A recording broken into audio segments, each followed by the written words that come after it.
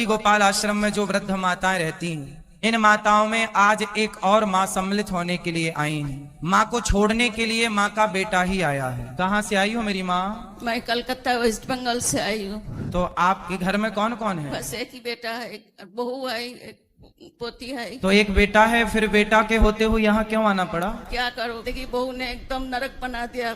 तो बात कराओ बेटे से। क्या नाम है आपका? मेरा नाम गौतम भट्टाचार्य जी है। तो आप अपनी माँ को लेके वृद्धाश्रम क्यों लाए हैं? क्यों सेवा नहीं करते अपनी माँ की? मैं खुद एक हैंडीकैप बन गया हूँ। मेरा पिछले 2 साल पहले हार्ट अटैक हुआ था, फिर उसमें 500 स्टेन बैठा है।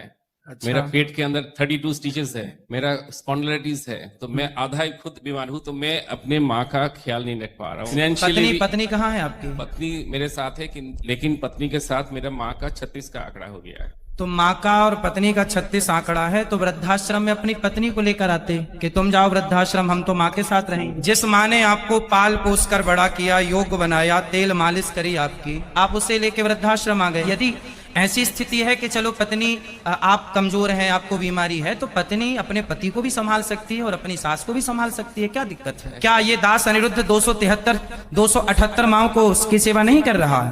यदि हम 278 माओं की सेवा कर सकते हैं, तो आप और आपकी पत्नी मिलकर आपकी एक माँ की सेवा तो कर सकते हैं ना। ये वही माँ तो है ना जिसने आपकी उंगली पकड़कर आपको चलना सिखाया, सब क्या पढ़ाया लिखाया, क्या नहीं करती माँ? किसी से छिपा नहीं है माँ का योगदान बच्चे के लिए। लेकिन आपका जब विवाह हुआ, शादी हुई, बच्चे हुए, तो आप माँ को लेकर, अरे आप पत्नी को समझा नहीं सकते प्यार से? क्या जरूरत है? माँ का पत्नी से 36 का आंकड़ है, तो पत्नी को समझाओ। 35 साल हो गया मेरा शादी हुआ है। 35 साल में ऐसा साल नहीं गया कि माँ के साथ मेरा अनबन नहीं करवाया या मेरे को पुलिस का धमकी दिखाता है कि मैं मतलब आपकी पत्नी को आपकी माँ बिल्कुल पसंद नहीं है? बिल्कुल नहीं तो क्या प्रॉब्लम था? एक ही लड़का हूँ ना, कोई इसका देवर है, ननद है, कोई नहीं है। एक माँ ही मेरा है। अगर सास 2 बर्तन रहेगा तो आवाज होगा। मैं खुद इसको पाप मान रहा हूँ कि मैं अपने माँ को ऐसी जगह छोड़ के आ रहा हूँ। हर स्त्री को मैं बताऊं, स्त्रियों को दुख देने वाली, स्त्रियों को सताने वाले पुरुष नहीं होते, स्त्रियों को दुख देने वाली स्त्रियां ही होती हैं।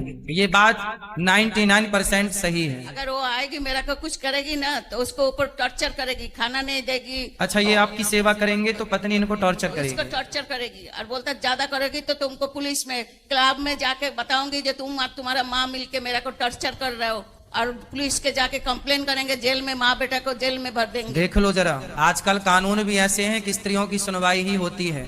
वो कुछ कहेंगे तो ये माँ बेटे जेल चले जाएंगे। इसलिए कानून अंधा है। अब आप ही बताइए कि इस माँ को न्याय कौन देगा? ये कानून देगा, ये बेटा देगा, या इनकी बहू देगी, या समाज देगा?